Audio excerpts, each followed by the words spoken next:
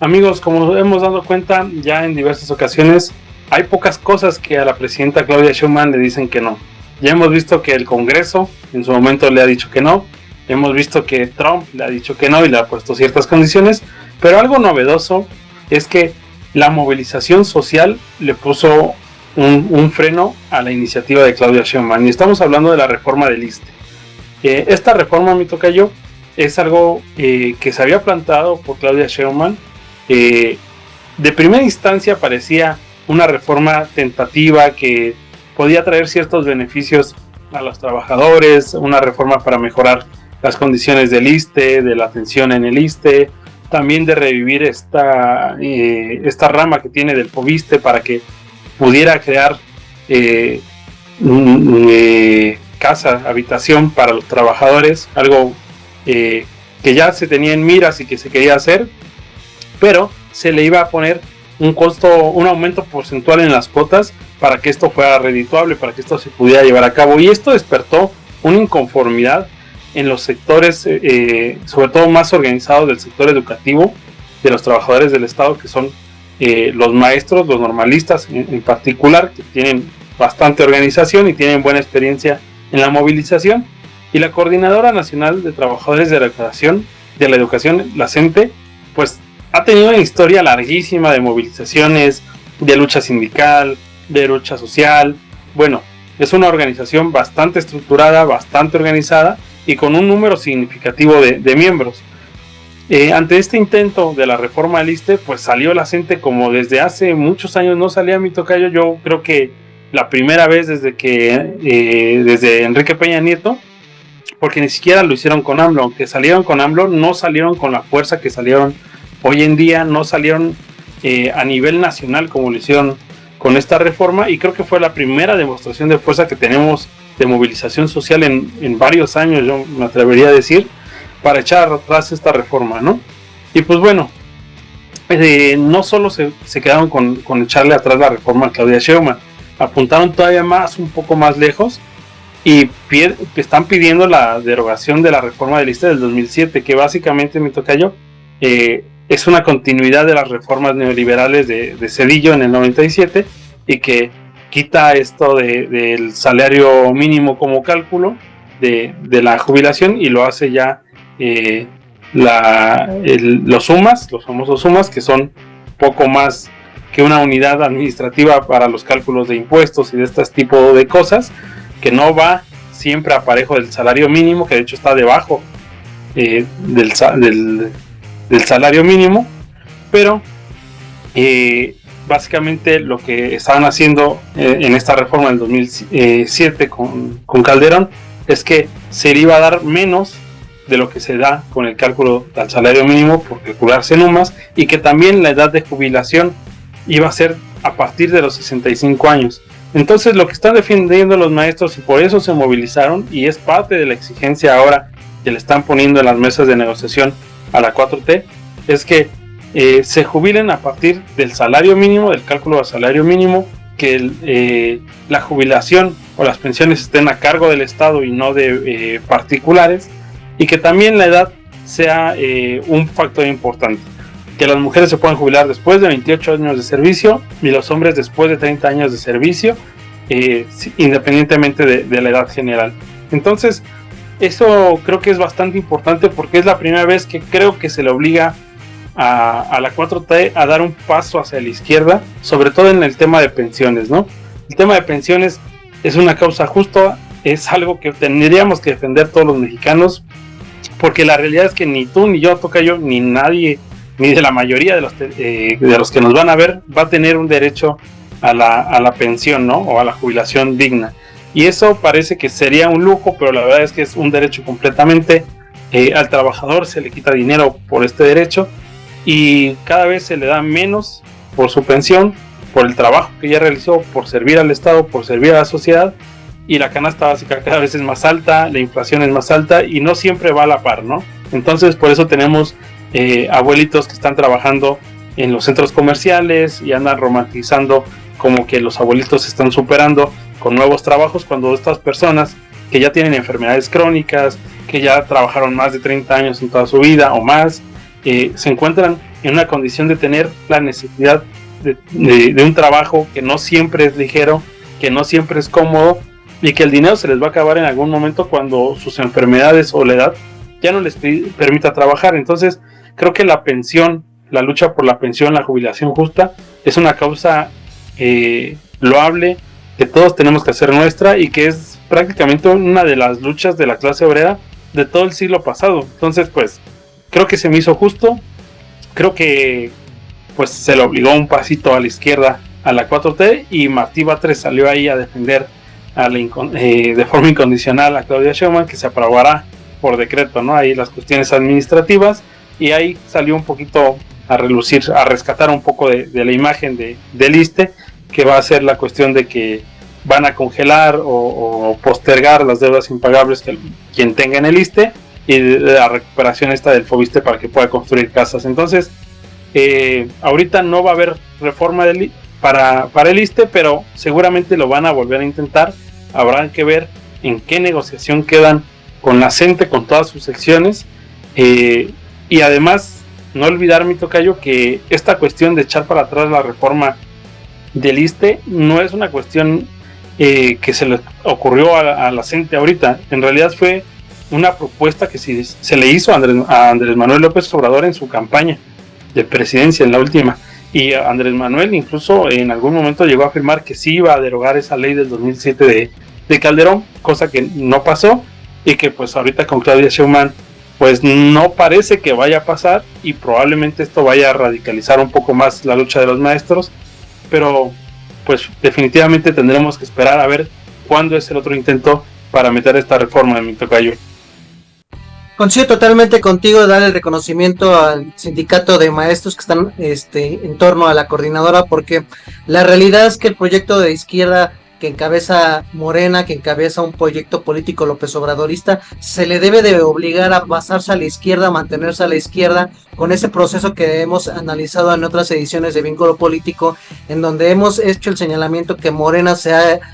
vuelto de centro, o se ha derechizado. Estamos bien conscientes con la formación de los estatutos de Morena, se le dio mucho a la apertura, que diferentes grupos políticos, sectores económicos tuvieran apertura. Prácticamente Morena, en términos discursivos, es un partido de izquierda, pero la realidad es que tiene la apertura para que todos los grupos de diferentes sectores socioeconómicos se puedan integrar a este proyecto político. Y lo que hicieron los maestros es duramente criticado por incluso los mismos militantes,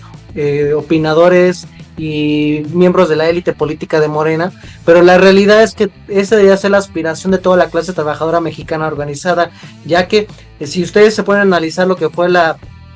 reforma que mencionaste que implementaron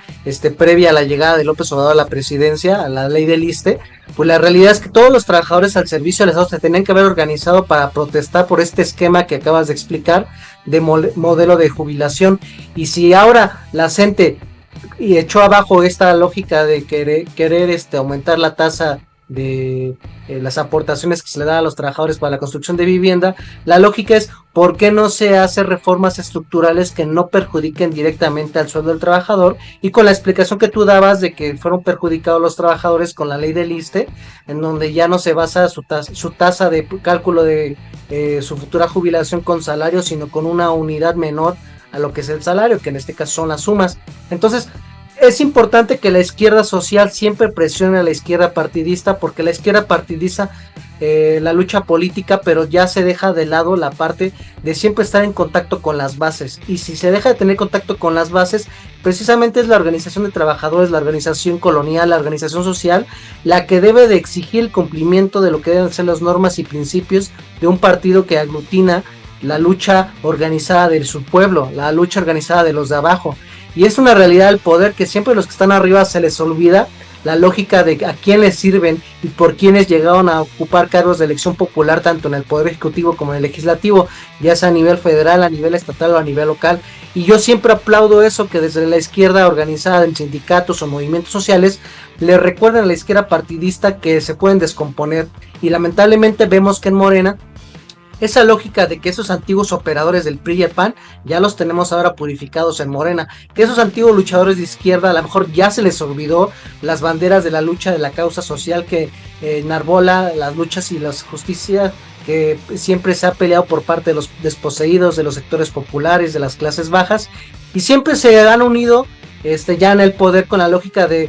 desacreditar la lucha organizada, porque lamentablemente en este país, y lo diría en todo el globo, para la defensa de los derechos políticos, económicos y sociales, se tiene que dar una organización de los actores para que se respete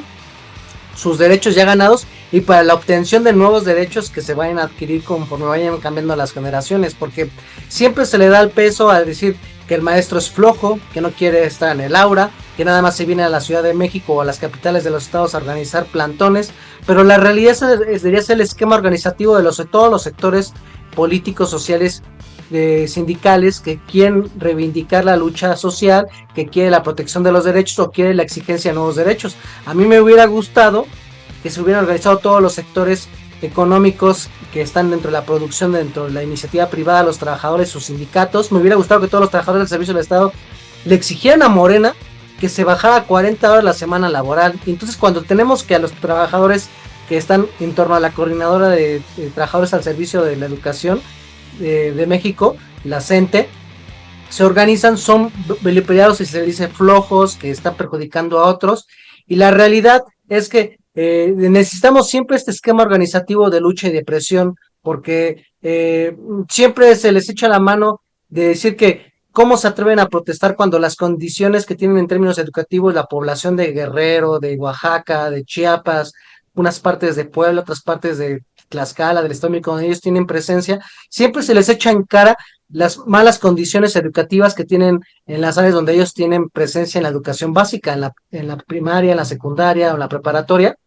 pero nunca se hace crítica de qué responsabilidad tienen los gobiernos del Estado, cuál es la participación que tienen los gobernadores, cuál es la participación que tiene la SEP para incentivar de que tanto en estos estados del sur y centro del país tengan malas condiciones educativas. Entonces, ¿toda la responsabilidad es de los maestros? ¿No acaso es una responsabilidad del modelo estructural de cómo está organizado la educación pública? ¿No es una cuestión presupuestaria? ¿No es una cuestión de infraestructura de las condiciones escolares? ¿No es una condición material en donde se encuentran estas escuelas, en las comunidades, en las situaciones lejanas a una situación cómoda de alguien que vive en una zona urbana como lo que puede ser en el altiplano central, en la zona cercana a Monterrey, a Guadalajara, a Tijuana? Entonces, siempre se le da esa responsabilidad al maestro y se le olvida la responsabilidad, por ejemplo, de los pésimos gobernadores que ha tenido Oaxaca, de los Murat, que ahorita ya están en Morena, de los Cue, el